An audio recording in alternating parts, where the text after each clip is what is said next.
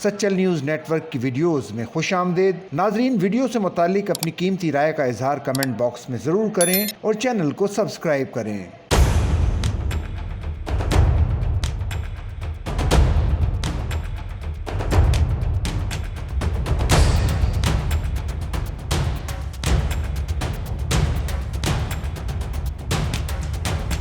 North Nazimabad में हम news की सदर के नाम पर सुल्ताना सिद्दीकी रोड का इफ्तिताह कर दिया गया।